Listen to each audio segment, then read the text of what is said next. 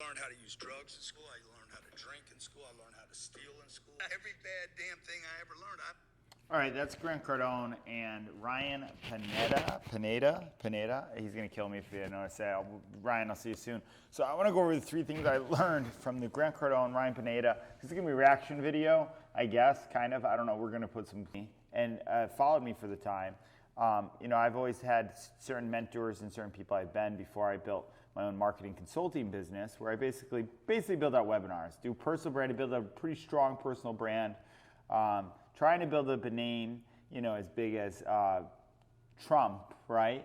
And in the process of that was kind of always the goal, like, hey, let me put my name on a plane, right? In the process of that, I built up a pretty good consulting firm, just trying to do funnels and leads, and now I own Changing Lives Consulting Firm, and it's awesome. But I always do podcasts. I always listen to a certain podcast, and the one I listened to just recently was Grant Cardone and Ryan Pineda. Man, I'm not saying it right.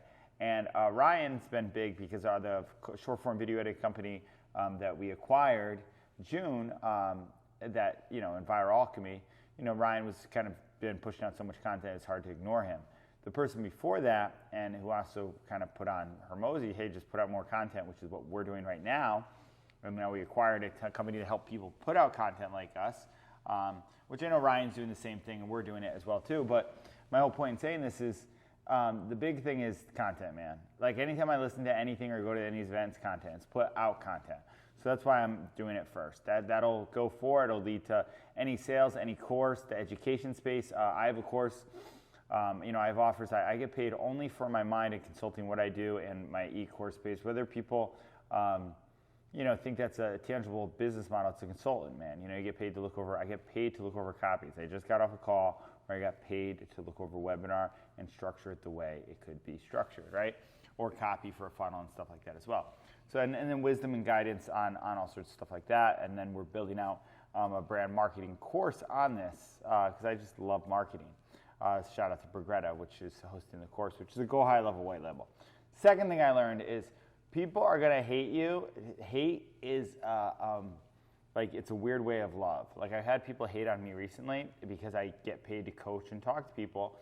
And the people who hate on me, the people who admire me, pay me, hey, man, how do you do this? How do you build a brand? The people who hate on me, there was one hater that actually the highlight of the year probably was Grant Cardone, who I've always had his back, always will. Hater love Grant. I know people say that.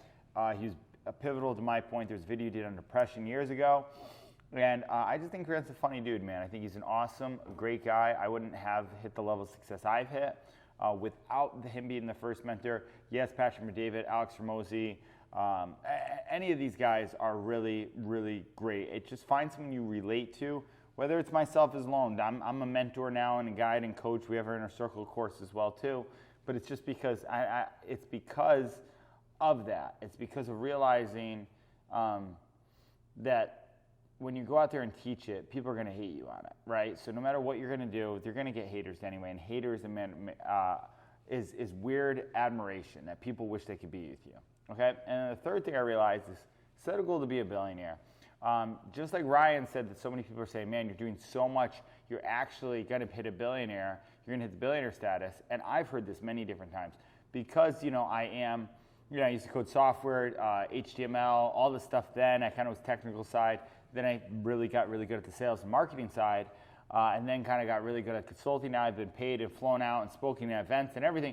Even before I've probably had, and this was probably made some people be like, man, how does he do it? And I did this actually while I was selling windows and while I was still bartending. So talk about really getting pulled from it when stuff was happening. I was like, man, I got to stop selling, working for this construction company. I got to stop doing. I got to go all in. That's probably one thing I wish I did went all in sooner. Probably hit a billionaire for faster. So really just create a billionaire target. Million is the new middle class, okay? Everything else is broke after that. I think there was a document I saw out. And the reason why to be a billionaire, if I really did want to run for president, right? America is going wherever it's going right now. And I really did want to take on Trump, let's say, right? I wanted to have my name bigger. I feel like I could come out with a better agenda, better policies, and a better message and go out there and win. If I had $1 billion, probably could do that really quick. Without $1 billion, you got to get money from anybody, and you don't have stuff to kind of come out there and say it the right way. So part of me putting out this content is exactly that I said it was content. The second thing is I used to not put out content, so it's like, man, are people gonna hate on me because I'm doing a live video and they can't hear me and my mic from the penthouse? And then the third thing is that I want to be a billionaire, man. So freaking bad, you know? And it's not that I even really want to. I saw Ryan's face be like, I really don't need it. I have the family, I have the kids. Well, why push, right? But I kind of have a little bit more what Grant has in a way. And I don't even think I really, I mean, Arturo, one of the guys who does the funding course, he always talks about being a billionaire, right? So, and maybe it's just a mental bad thing of, man, what can I do? But you can do more with it. Grant broke down on the interview, do you fly private? You know, not enough, right? Do you have a yacht and take it? Man, that's fun. He's like, you like showing off. And then he goes, nah, I liked, he goes, what about giving $20 million to charity? And then that hit my head like, man, you know, I want to pay off my dad's house within the end of the year. It's $51K left on it. What else do I want to do? There's just certain things that, like, I kind of thought they weren't my responsibility, but if I had, you know, endless amount of capital, I could just do that instead of be scrounging for every dollar, right? As we're raising funds to invest in more real estate right now, which I got to work on tomorrow. So those are the three things I learned. Check out the full interview in length. These are things I put in my mind that I listen to all the time. Great minds like Ryan, Grant, and myself. And you know, I think a lot of times people get really kind of wary about, oh, where do you rank yourself in those things? Listen, no matter where you are, rank yourself in somewhere where you want to go to be kind of what you want to be. The best thing I ever did, and this I'll leave you on, this is a two-piece people assignment. One person that I admire and three things I admire about them. Right now it's Elon Musk, right? And then one person I don't admire and three things I admire about them.